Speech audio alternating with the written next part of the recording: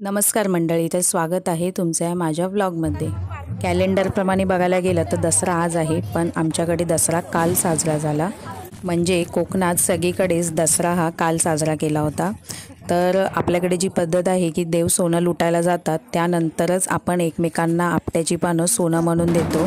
तर मला पण हे सगळं बघायचं होतं, म्हणून मी गेली होती आमच्याकडे रानात, जिथे आपट्याचं खूप मोठं झाड आहे आणि दरवर्षीप्रमाणे देवाचे खांब हे नाचवले जातात आणि तिथे पूजा करून त्यांचं लग्न लावलं जातं। त्यानंतर आपट्याचं जे झाड आहे ते सोनं त्याचं लुटलं जातं आणि मला हे सगळं खूप अनुभव ह्याचा घ्यायचा होता, म्हणून मी पण गेली होती। हे माझं पहिलं वर्ष होतं जे मी हे सगळं बघितलं आणि मला खूप छान वाटलं बघून।